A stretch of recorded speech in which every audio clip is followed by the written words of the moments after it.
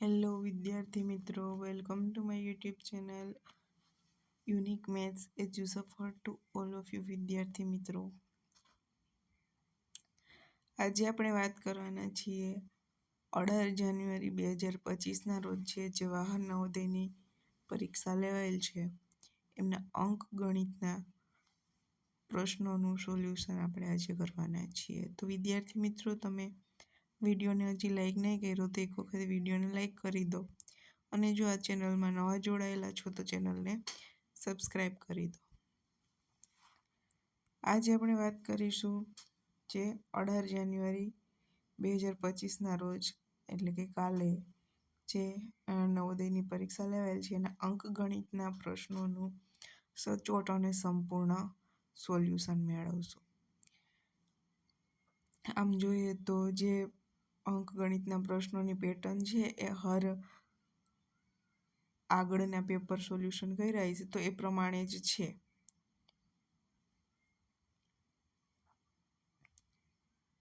પ્રશ્ન નંબર 41થી વાત કરીશું આપણે.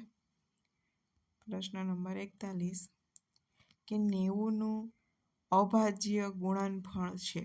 હવે જો નવોદયની પરીક્ષા આપો છો વિદ્યાર્થીઓ મિત્રો, એટલે શબ્દો જે છે એ અઘરા અને બદલેલા શબ્દો હશે. બરાબર છે, એનો કન્સેપ્ટ એ જ હશે, મેથડ એ જ હશે, પણ શબ્દોને બદલેલા હશે. અભાજ્ય એટલે અવિભાજ્ય, ગુણનખંડ એટલે અવયવ. હવે 90ના અવિભાજ્ય અવયવ મેળવવાના છે તો 90 એટલે કે 15 6 90. અવિભાજ્ય મેળવવાના છે એટલે હજી એના અવયવ પાડશું. 15ના અવિભાજ્ય અવયવ 5 તેરી 15 અને 3ના અવિભાજ્ય અવયવ 3 દુ 6. બરાબર, તો અહીંયા આ રીતે લખી શકાય 5 × 3નો વર્ગ × 2. આવો કયો ઓપ્શન છે તો કે ઓપ્શન નંબર 3. 5 × 2 × 3નો વર્ગ × 5 એટલે ઓપ્શન નંબર સી સાચો થશે પ્રશ્ન નંબર 41ની અંદર. ત્યારબાદના પ્રશ્ન નંબર 42ની વાત કરીએ તો જો 9432 ભાગ્યા 1.25 છે એટલે 125ને જે છેદનો છેદ અંશમાં જશે. આનો જવાબ આપણને આપી દીધો છે 7545.6. બરાબર છે, તો 9.432 એટલે છેદમાં 1000 થશે ભાગ્યા 12.5 એટલે ગુણ્યા 10. 0 0 કેન્સલ આઉટ. હવે અહીંયા જુઓ, આ બંનેની કમ્પેરિઝન કરશો તો અહીંયા ગુણાકારની અંદર 100 છે અને જો 1000 વડે 10,000 વડે ગુણીએ તો 100 ઉડી જાય અને 100 બચે. બંને બાજુ 10,000 વડે ગુણવા પડે. અહીંયા કઈ સંખ્યા છે? 7545.6.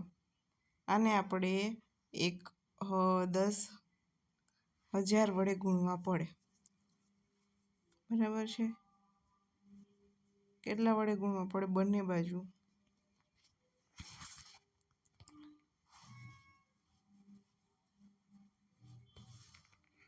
સામે જે મળે 1000 વડે ગુણીએ તો આના બરાબર થાય.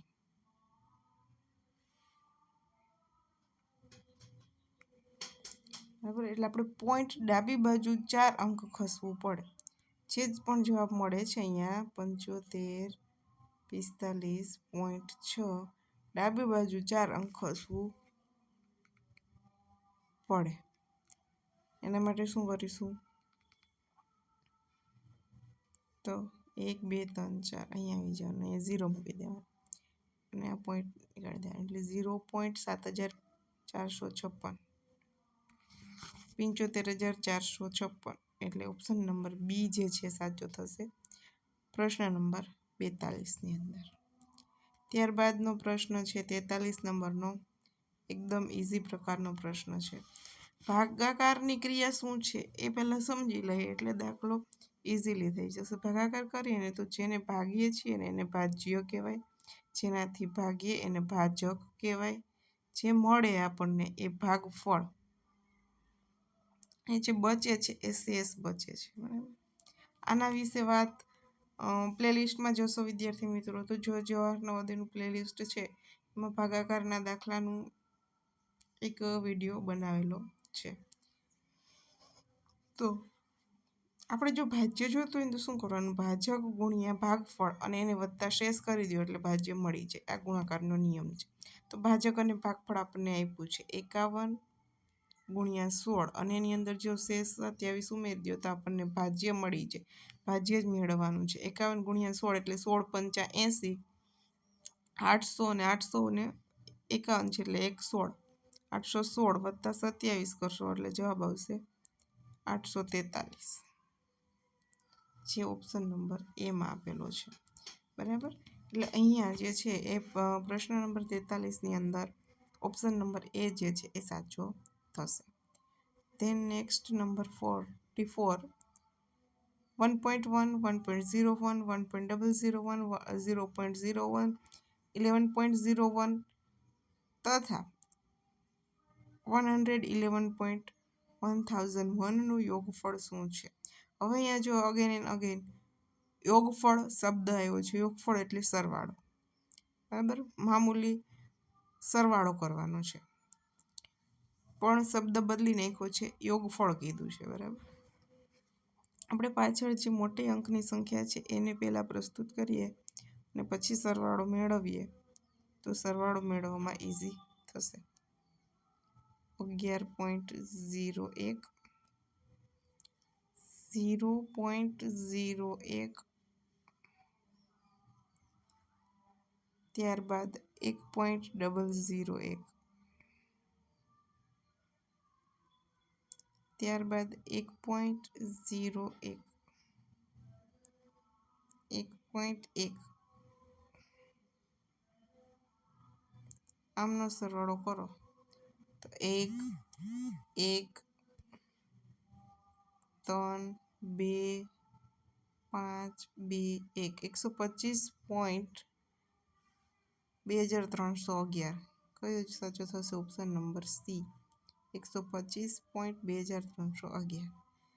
માત્ર વિદ્યાર્થી મિત્રો 6 સંખ્યા છે એમનો સરવાળો જ કરવાનો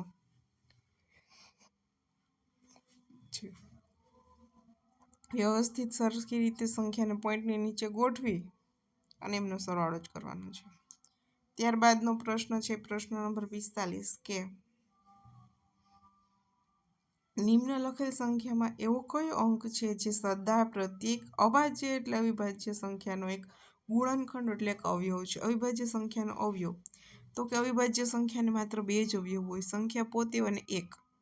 તો બધી સંખ્યાનું સદા પ્રત્યેક સંખ્યાનો અવયવ કયો છે? કોમન સામાન્ય અવયવ અવિભાજ્ય, તો કે 1 જે છે એ બધી કોઈ પણ અવિભાજ્ય સંખ્યા હશે એમનો સામાન્ય અવયવ તો હશે જ પ્રત્યેક સંખ્યાનો. એટલે ઓપ્શન એ 1 એ સાચો થશે. ત્યારબાદ પ્રશ્ન નંબર 46 કે આપેલ અંકો 4, 2, 0, 7 નો પ્રયોગ કરી એના પ્રયોગથી બનતી 4 અંકની સૌથી મોટી અને સૌથી નાની સંખ્યાનું અંતર મેળવો. તો સૌથી મોટી કઈ થાય? તો કે 7, 4, 2, 0. નાની કઈ થશે? તો કે 0 ન લઈ શકશો, અહીંયા 0 મૂકશો તો 3 અંકની સંખ્યા થઈ જશે. એટલે શું મૂકશો? 2, 0, 4 અને 7. અંતર એટલે અગેન એન્ડ અગેન અંતર એટલે તફાવત એટલે બાદબાકી, બાદબાકી એટલે અંતર એટલે તફાવત, એટલે બાદબાકી કરવાની છે.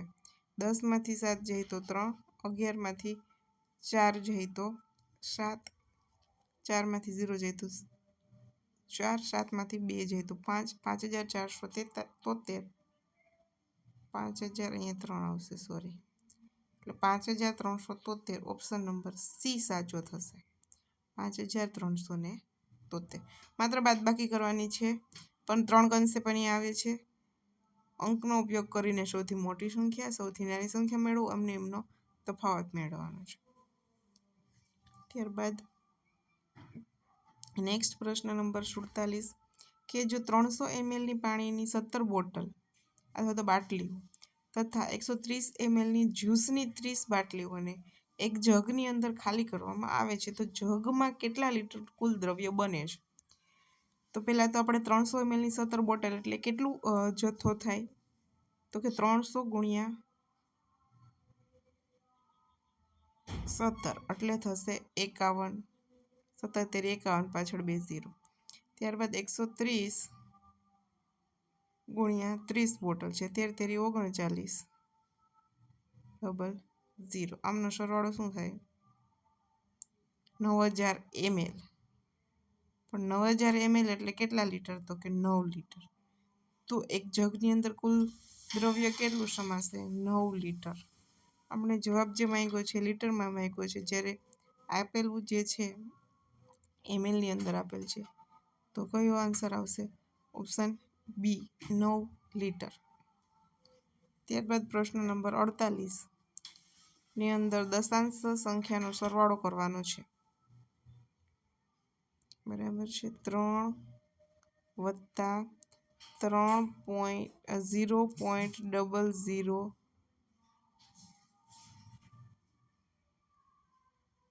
0.03.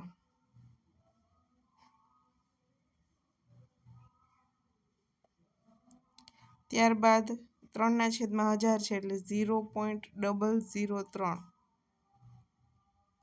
ત્યારબાદ 0.503.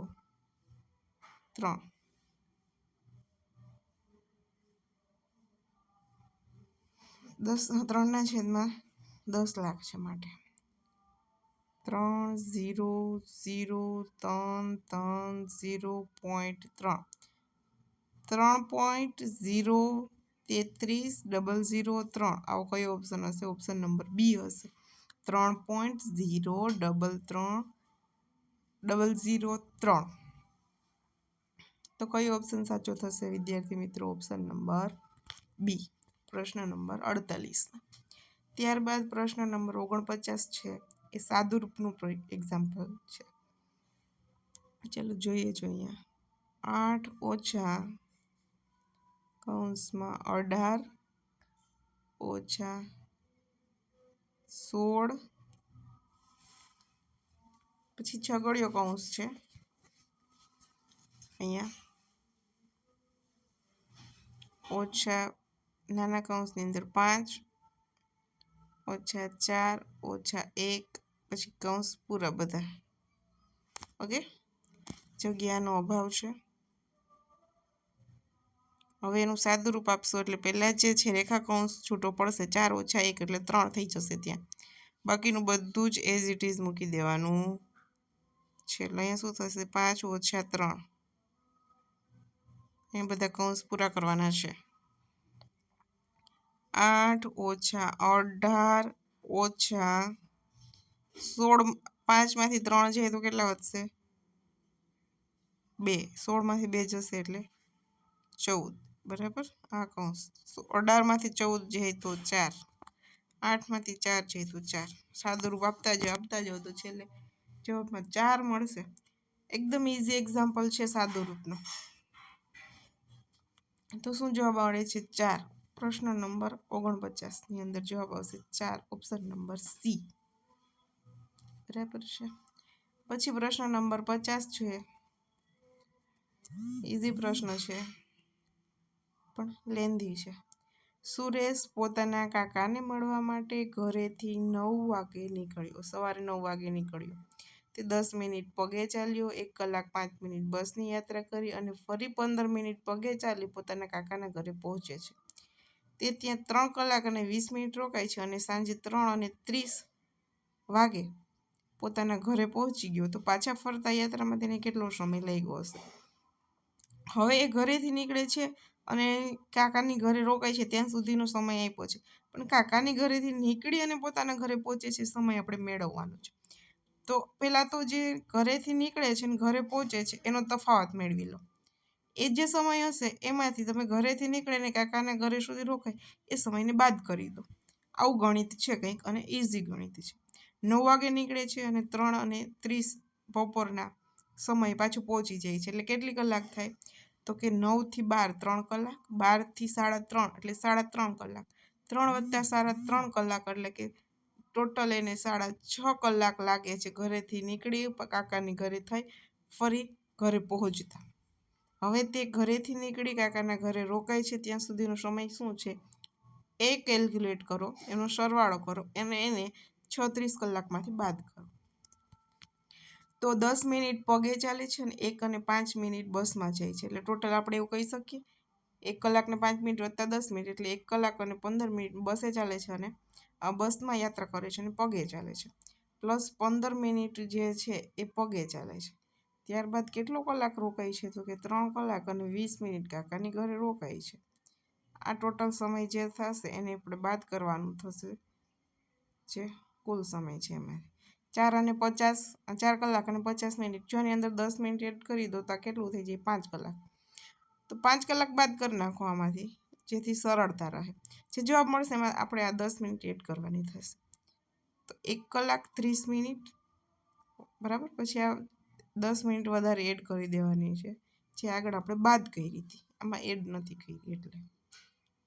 1 કલાક અને 40 મિનિટ જે છે સુરેશને કાકાના ઘરેથી પોતાની ઘરે રિટર્ન આવતા સમય લાગે છે. કયો છે જવાબ? 1 કલાક અને 40 મિનિટ વાળો option number C. Okay, done. So in question 15 option C is correct. Then next 51, 20.925નું સરળતમ ભિન્ન રૂપ ખાલી જગ્યા છે. ચાલો પહેલાં તો 20 જે દશાંશ અભિવ્યક્તિ છે એને અપૂર્ણાંકમાં બદલો તો શું થશે? 20.925 200.925 છેદમાં પોઈન્ટ પછી કેટલા અંક છે? 4, તો 4 શૂન્ય મૂકી દો. હવે 25 સાથે ભાગ ચલાવો તો 25 ચોકું 100, 00 એઝ ઇટ ઇઝ. અહીંયા 25 સાથે ભાગ ચલાવો તો 25 8 200, ભાગ ન ચાલે 0, 92 એટલે 25 તેરી 75, 92માંથી 75 જાય તો 17 અને ઉપરથી 5 આવશે એટલે કે 25 સત્તા 175. 8037 છેદમાં 400, 8037 છેદમાં 400. બંને જગ્યાએ 25 વડે ભાગ ચલાવવાનું છે એટલે આવું કંઈક મળશે. સરળતમ ભિન્ન રૂપ ઓપ્શન નંબર સી જે છે એ સાચો થશે. ઓકે, ધેન નેક્સ્ટ પ્રશ્ન નંબર 52. એક સમકોણ ચતુર્ભુજ ભાગની ભુજા 50 મીટર છે. એટલે અહીંયા જુઓ, સમકોણ છે એટલે ચોરસ હશે, બધી બાજુ સરખી હશે. એની જે છે બાજુ 50 મીટર છે. એની અંદર ચારે બાજુ 2.5 મીટરનો, અહીંયા 2.5, અહીંયા 2.5, અહીંયા 2.5 આવો પહોળો રસ્તો, પહોળો પથ છે, પથ એટલે રસ્તો. તે પથને સમતલ કરવા માટે 10 રૂપિયા પ્રતિ મીટરનો દરનો ખર્ચ થાય છે. તો આ જે આખો રસ્તો બનશે એનો ખર્ચ કેટલો થશે? બરાબર. તો સમજો વિદ્યાર્થી મિત્રો, જે ઉપરનું બહારનું ચોરસ છે ને એ 50 મીટરનું છે. અંદરનું ચોરસની અંદર 2.5 2.5 બંને બાજુથી બાદ થાય. 2.5 વત્તા 2.5 એટલે 5, 50માંથી 5 જાય તો 45. તો અંદરનો જે ચોરસની બાજુ બચશે ને એ 45 બચશે, બરાબર. બહારના ચોરસની બાજુ 50. હવે બાળ મિત્રો, તમને ચોરસનું ક્ષેત્રફળ વિશે બધા જ્ઞાત જ છો. ચોરસનું ક્ષેત્રફળ એટલે લંબાઈ ગુણ્યા લંબાઈ, બરાબર છે. તો બહારનો જે ચોરસ છે એનું ક્ષેત્રફળ થશે 50 ગુણ્યા 50 એટલે 2500. જ્યારે અંદરનું ચોરસ છે એનું ક્ષેત્રફળ થશે 45 ગુણ્યા 45 એટલે 2025. એમ મોટા ચોરસમાંથી નાના ચોરસનું ક્ષેત્રફળ બાદ કરશો એટલે જે અહીંયા પહોળો પથ છે 2.5 મીટરની પહોળાઈ ધરાવતો, એનું ક્ષેત્રફળ મળી જશે. ક્ષેત્રફળ ગુણ્યા 10 કરશો, 10 રૂપિયાને પ્રતિ મીટરનો ખર્ચ માટેનો એ ખર્ચ લે છે 10 રૂપિયા માટે. તેને 10 વડે ગુણશો એટલે તમારો જે જવાબ છે કેટલો ખર્ચ થાય છે એ મળી જશે. 2500માંથી 2025 બાદ કરશો એટલે 475 એનું ક્ષેત્રફળ થશે. 475ને 10 વડે ગુણશો એટલે જવાબ આવશે 4750 રૂપિયા. આ જે પહોળો પથ છે એને સમતલ કરવા માટેનો ખર્ચ થશે. ને એ અહીંયા તમને આપેલો છે ઓપ્શન નંબર બી, 4750. એકદમ સરસ અને સરળ દાખલો હતો. ત્યારબાદ 53 નંબરનો પ્રશ્ન જોઈએ તો 33/40 શું બાદ કરીએ ખબર નથી તો આપણે એક્સ લઈ લેવાનું. એક્સ બાદ કરીએ તો 11/40 મળે છે. તો એક્સ શું હશે? અને સોલ્વ કરો એટલે આગળ એક્સ મળશે. 33/40 માઇનસ એક્સ પહેલી બાજુ જાય એટલે પ્લસ થઈ જાય. 11/40 પહેલી બાજુ પ્લસ છે બરાબર ને આ બાજુ આવશે એટલે માઇનસ થઈ જશે. તો એક્સ 33માંથી 11 જાય તો 22/40 બરાબર એક્સ મળે છે. હવે ઓપ્શનની અંદર જોઈશું પ્રશ્ન નંબર 53માં તો કંઈ 22/40 ઓપ્શન છે નહીં. તો મૂંઝાઈ નહીં જવાનું, જવાબ તો સાચો જ છે. શું કરવાનું? 2 વડે ભાગ ઉડાડી નાખવાનો. 11 દુ 22, 20 દુ 40 એટલે 11/20 બરાબર એક્સ. આવો જવાબ હશે 11/20. હા છે જ ને ઓપ્શન નંબર એ. તો પ્રશ્ન નંબર 53ની અંદર ઓપ્શન નંબર એ જે છે એ સાચો થશે.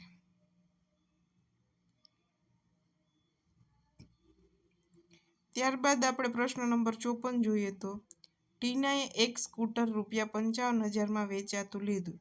તેણે તેમાં ₹3,400 સ્કૂટરના સમારકામ પર ખર્ચો કર્યો અને જે સ્કૂટર છે પોતાના મિત્રને 56,030માં વેચ્યું છે. તો શું તેને લાભ થશે કે હાનિ થશે? જોઈએ તો 55,000ની અંદર લીધું. જે ખરીદ કિંમત છે એના કરતાં વેચાણ કિંમત ઓછી હોય ને તો આપણને ખોટ જાય બરાબર. તો આ 55,000માં ખરીદ્યું પણ એના ઉપર પાછું એને ₹3,400નો ખર્ચ કર્યો તો એ કેટલામાં પડ્યું સ્કૂટર? એને 58,400માં પડ્યું. અને જ્યારે વેચે છે એ કિંમત નાની છે, 56,000ની અંદર જ વેચી નાખે છે 56,030માં.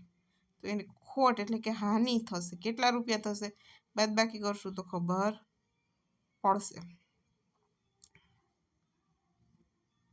₹2,370ની એમને ખોટ જશે. એટલે કે ઓપ્શન નંબર બી જે છે એ સાચો થશે. ત્યારબાદ પ્રશ્ન નંબર 55. અહીંયા આપણે ગણિતની અંદર જે 20 પ્રશ્નો છે એની અંદર ટફેસ્ટ પ્રશ્ન કહેવાય કે જે વિદ્યાર્થી મિત્રોને અઘરો લાગે એવો એક છે જે 55 નંબરનો પ્રશ્ન છે કે એક દુકાનદાર ₹1ની 5 ટોફી ખરીદે છે અને ₹1ની 4 ટોફીને વેચે છે. ₹1માં 5 ટોફી મળે છે બરાબર. ₹1માં 5 ટોફી મળે તો ₹5માં એને કેટલી ટોફી મળે? ₹4માં 20 ટોફી મળે. હવે ₹1માં 4 વેચે છે, આ ખરીદે છે બરાબર છે અને આ જે છે એ વેચે છે. ₹1ની અંદર 4 વેચી નાખે તો અહીંયા 20 વેચવી હોય તો ₹5 મળે એને, કારણ કે 4 પંચા 20 થાય બરાબર. તો 20 વેચે છે ને ત્યારે એને ₹1 મળે છે. ₹1 નફો મળે. ક્યારે? તો કે 20 ટોફી વેચે ને તો.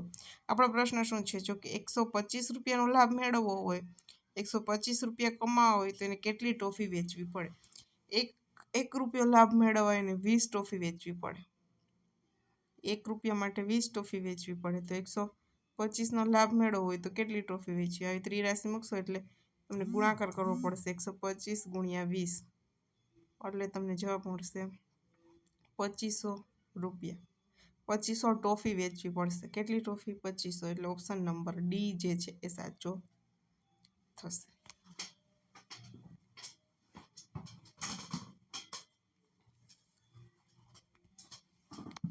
ત્યારબાદ પ્રશ્ન નંબર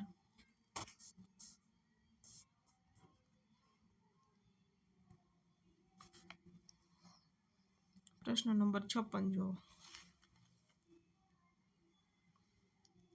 પ્રશ્ન નંબર 56ની અંદર નિમ્નલિખિત સમચતુષ્કોણ આકૃતિઓમાં કોનું ક્ષેત્રફળ કેટલું વધુ અને કેટલું છે તે કહેવાનું છે. વધારે છે પણ કેટલું છે એ પણ કહેવાનું છે. તો બધી જે આકૃતિ છે એના ક્ષેત્રફળ મેળવીએ. પહેલી આકૃતિ છે લંબચોરસ. ની લંબાઈ 18 અને પહોળાઈ 10 છે તો એનું ક્ષેત્રફળ 10 × 80 10 × 18 એટલે થશે 180 એનું. બીનું છે ચોરસ છે અને એની લંબાઈ છે 14 સેન્ટીમીટર એટલે 14 × 14 196 તો બીનું ક્ષેત્રફળ થશે 196. સી આકૃતિ લંબચોરસ છે 12 લંબાઈ અને લંબાઈ 16 અને પહોળાઈ 12, તો 12 × 16 એટલે 168 સી આકૃતિનું ક્ષેત્રફળ. ત્યારબાદ ડી આકૃતિ લંબચોરસ છે, તેનું ક્ષેત્રફળ 17 × 11 એટલે 187. હવે આપણો પ્રશ્ન એવો છે કે ચારે આકૃતિમાંથી કયું વધારે છે, તો 196 દેખીતી રીતે કહી શકાય કે 196 જે છે એ ચારેયની કમ્પેરિઝનની અંદર ક્ષેત્રફળ વધારે છે. કેટલું? તો કે 196 છે. અહીંયા ઓપ્શન નંબર બી, સમચતુષ્કોણ બીનું ક્ષેત્રફળ વધારે છે. કેટલું? નહીં તો કે 196. બરાબર, તો આ જે જવાબ છે આપણે આવશે ઓપ્શન નંબર બી. ત્યારબાદ પ્રશ્ન નંબર 57 જોઈએ. પ્રશ્ન નંબર 57ની અંદર 5/22 + 7/22 - 3/22 + 9/22 - 1/22 ને સરળ કરવાથી શું પ્રાપ્ત થાય છે? તો જે છે કે બધાના છેદ સરખા છે, તો શું કરશું? અંશનો સરવાળો જે છે એ કરવાનો. સરવાળો બાદબાકી જે આપ્યું છે, છેદ તો સરખા જ છે એટલે લસા બધાનો 22 આવશે, છેદમાં 22.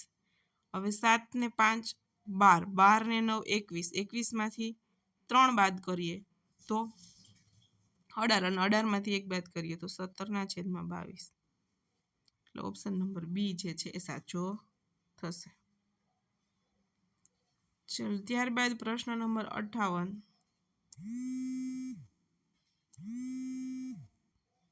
પ્રશ્ન નંબર 58 કે સાંજે 6 વાગે આવી રીતે અહીંયા 6 હશે, અહીંયા 12 હશે, બરાબર છે. આ નાનો કાંટો હશે, આ મોટો કાંટો હશે, એટલે અહીંયા કલાક કાંટો ને અહીંયા મિનિટ કાંટો. સાંજે 6 વાગે કલાક અને મિનિટની સોય વચ્ચેનું બનેલું કોણ કયું છે? તો 180 એટલે કે સુરેખ કોણ બને છે, એટલે ઓપ્શન ડી સાચો થશે. ત્યારબાદ પ્રશ્ન નંબર 59 કે એક સાયકલના પૈડામાં, આ સાયકલનું પૈડું ગોળ હશે, તો એની વચ્ચે જે ખૂણો બનશે કેટલો હશે? 360 ડિગ્રીનો. બરાબર, અને કેટલા આરા છે? 24 ધાતુના તાર છે, તો 2 તાર વચ્ચેનો ખૂણો, બરાબર, આ રીતને 2 તાર વચ્ચે, હરેક 2 તાર વચ્ચેનો ખૂણો કેટલો થશે? તો 360 ડિગ્રી ભાગ્યા 24 કરી નાખશો એટલે 15 મળશે. તો એક 2 તાર વચ્ચેના સંલગ્ન કોણનું મૂલ્ય 15 ડિગ્રી થશે, 15 અંશ થશે, એટલે ઓપ્શન બી સાચો થશે. ત્યારબાદ પ્રશ્ન નંબર 60ની અંદર પી, ક્યુ, આર અને એસ દ્વારા હલ કરેલ પ્રશ્નોની સંખ્યાનો આલેખ 12 આલેખ અહીંયા આપેલો છે. તો ઉપરોક્ત આલેખથી જણાવો કે પી અને ક્યુ અને આર, એટલે ક્યુ એટલે કેટલા પ્રશ્નો સોલ્વ કરે છે? 6, આર છે 10, એટલે કે ક્યુ આર 16 પ્રશ્નો સોલ્વ કરે છે સાથે મળીને. પી અને એસ કેટલા સોલ્વ કરે છે? તો 4 + 8 એટલે 12 પ્રશ્નો સોલ્વ કરે છે. તેમાંથી વધુ ક્યુ અને આર કેટલા વધુ કરે છે? તો 16માંથી 12 બાદ કરો તો 4 પ્રશ્નો વધારે સોલ્વ કરે છે ક્યુ અને આર પી અને એસ કરતાં. તો એની અંદર ઓપ્શન એ જે છે એ સાચો થશે. તો વિદ્યાર્થી મિત્રો, અહીંયા જે છે અંકગણિતનું 18 જાન્યુઆરી 2025ના રોજ જે જવાહર નવોદયની પરીક્ષા લેવાયેલ છે, જે ધોરણ 5ના વિદ્યાર્થીઓએ આપેલી છે, એનું સચોટ અને સંપૂર્ણ સોલ્યુશન અહીંયા પૂર્ણ થાય છે. અને કોઈ પણ વિદ્યાર્થી મિત્રોને કંઈ ડાઉટ હોય તો કોમેન્ટ બોક્સની અંદર કમેન્ટ કરી શકે છે. સરળમાં સરળ રીતે આપણે આ સોલ્યુશન મેળવેલ છે. તો વિદ્યાર્થી મિત્રો, હજી વિડીયોને લાઇક નથી કર્યો, હરીયપ વિડીયોને લાઇક કરી દો અને ચેનલમાં નવા જોડાયેલા છો તો ચેનલને સબસ્ક્રાઈબ કરી દો.